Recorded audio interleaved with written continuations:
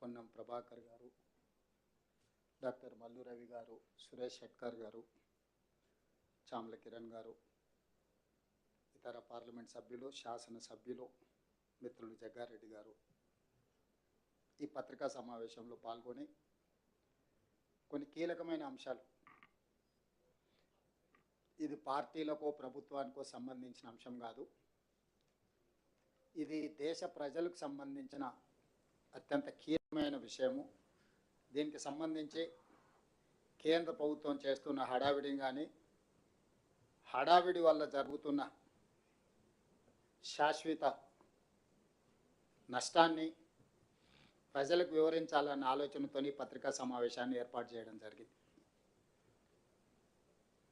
Media మిత్రులకు, దేశ ప్రజలకు స్పష్టంగా తెలుసు, మహిళా రిజర్వేషన్, అదేవిధంగా నియోజకవర్గాల పెంపు రెండు ప్రధానమైన అంశాలను కేంద్ర ప్రభుత్వం 16, 17, 18 తేదీలలో ప్రత్యేక పార్లమెంట్ సమావేశాలను ఏర్పాటు చేసి బిల్లులను ఆమోదించడం ద్వారా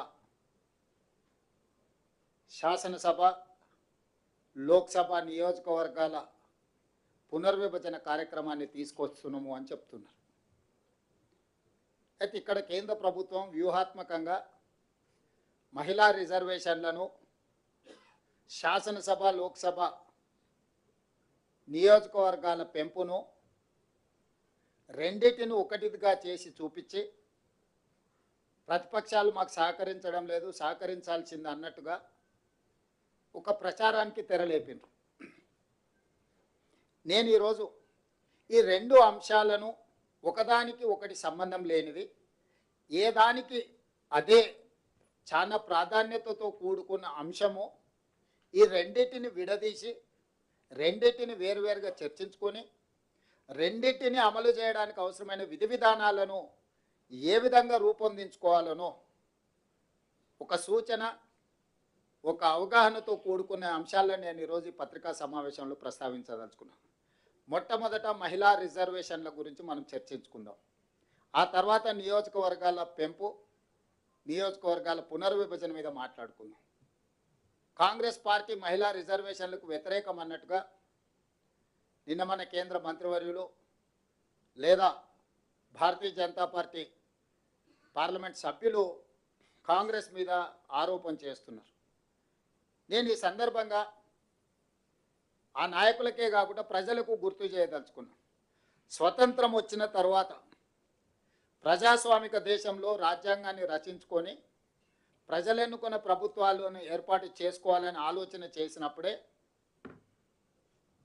పురుషులతో పాటు మహిళలకు సమానమైన ఓటు హక్కును మొట్టమొదట ఈ దేశంలో ఇచ్చిందే కాంగ్రెస్ పార్టీ. అప్పటికే ప్రపంచంలో చాలా దేశాలలో మహిళలకు ఓటు హక్కు కానీ, మహిళలకు కనీస గౌరవం కానీ దక్కని పరిస్థితుల్లో స్వతంత్ర భారతదేశంలో కాంగ్రెస్ పార్టీ మొట్టమొదట మహిళలకు ఓటు హక్కును ఇచ్చి పురుషులతో పాటు మహిళలకు సమానమైన అవకాశాలు కల్పించి రాష్ట్రంలో కానీ దేశంలో కానీ ఏర్పడబోయే ప్రభుత్వాలు మహిళలను నిర్ణయం తీసుకునే అవకాశము, అధికారము కాంగ్రెస్ పార్టీ కల్పించింది. ఆ తర్వాత దేశ ప్రధానమంత్రిగా, ఈ దేశానికి రాష్ట్రపతిగా, లోక్సభ స్పీకర్గా, వివిధ రాష్ట్రాలలో ముఖ్యమంత్రులుగా, వివిధ రాష్ట్రాలకు గవర్నర్లుగా చాలా రాజ్యాంగబద్ధమైన పదవులలో మహిళలకు అవకాశం కల్పించిన పార్టీ కాంగ్రెస్ పార్టీ.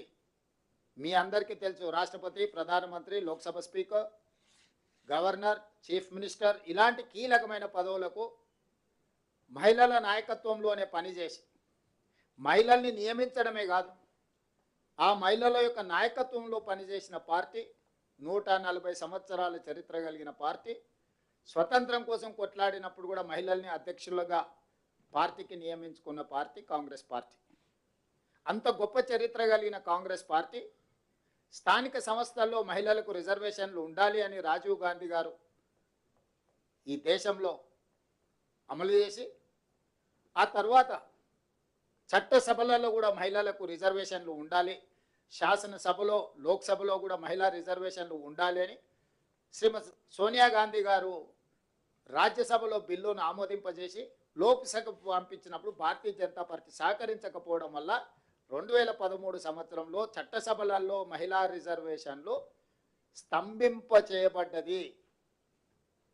2013 నుంచి 2023 వరకు 10 సంవత్సరాలు నరేంద్ర మోడీ గారు ప్రధానమంత్రిగా మహిళా రిజర్వేషన్లు ఊసే ఎత్తకపోవడం, మహిళలకు రిజర్వేషన్లు ఇవ్వాలన్న ఆలోచన చేయకపోవడం వల్ల దాదాపుగా 10 సంవత్సరాలు మహిళా రిజర్వేషన్లు కాంగ్రెస్ తీసుకున్న నిర్ణయం, సోనియా గాంధీ గారు పాస్ చేసిన బిల్లు లోక్సభ ఆమోదాన్ని నోచుకోకుండా 10 సంవత్సరాలు కాలగర్భంలో కలిసిపోయినట్టుగా కనుమరుగైంది. 2023 సంవత్సరంలో కేశవరావు గారు కూడా అప్పుడు రాజ్యసభ సభ్యులుగా మళ్ళీ మహిళా రిజర్వేషన్లను అమలు చేయాలని చర్చకు వచ్చినప్పుడు అటు లోక్సభలో కానీ రాజ్యసభలో కానీ కాంగ్రెస్ పార్టీ సంపూర్ణంగా మద్దతు ఇచ్చింది. ఆ బిల్లును పెట్టినప్పుడు నరేంద్ర మోడీ గారే ఆ బిల్లులో పెట్టిన కీలకమైన అంశం ఏంటంటే 2026 సంవత్సరం తర్వాత జనాభా లెక్కలు సేకరించి జనాభా లెక్కల్ని గెజెట్ ప్రచురించిన తర్వాత ఆ జనాభా ప్రాతిపదికన మహిళా రిజర్వేషన్లను అమలు చేస్తామని 2023 చివరి ఎన్నికల ముందు చట్టం చేయడం జరిగింది. ఆ రోజే 2024 లోక్సభ ఎన్నికల్లో 33% మహిళా రిజర్వేషన్లు అమలు చేస్తామని బిల్లు పెడితే 2024 లోక్సభ మే జూన్లో జరిగిన ఎన్నికల్లోనే 543 లోక్సభ సభ్యులల్లో 33% అంటే 181 మహిళా ఎంపీలు ఎన్నిక కావడానికి అవకాశం ఉండే. దాంతోపాటు 2024 మే జూన్ తర్వాత ఏ రాష్ట్రంలో ఎన్నికలు జరిగినా ఆయా శాసనసభలలో కూడా 1/3 మహిళా రిజర్వేషన్ అమలు చేయమని చట్టం చేసి ఉంటే ఈ మధ్యకాలంలో జరిగిన 24 నుంచి ఇప్పటి వరకు జరిగిన అన్ని రాష్ట్రాలు ఎక్కడైతే ఎన్నికలు జరిగిన రాష్ట్రాలు ఉన్నాయో ఆ రాష్ట్రాలలో కూడా అసెంబ్లీలలో 33% మహిళా రిజర్వేషన్లు అమలు జరిగి ఉండు.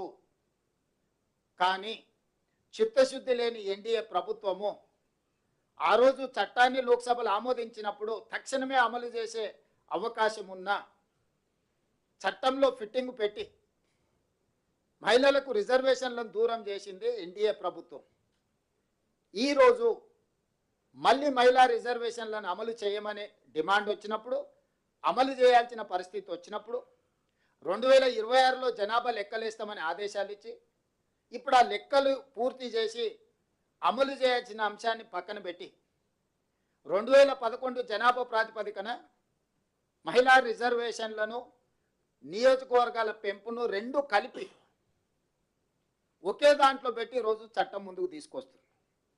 అందుకే ఈరోజు స్పష్టంగా మహిళా రిజర్వేషన్లు తక్షణమే అమలు చేయాలంటే ఆ 2026 తర్వాత సేకరించే జనాభా ప్రాతిపదికన చెయ్యాలి అని ఏదైతే మీరు నిబంధన పెట్టినరో ఆ ఒక్క నిబంధనను సవరించుకుంటే 6 నెలల్లోని ప్రక్రియ అంతా ముగిసిపోయి ఎంబడే జరగబోయే రాష్ట్రాలలో శాసనసభ ఎన్నికలలో 33% మహిళా రిజర్వేషన్లు అమలు చేయొచ్చు.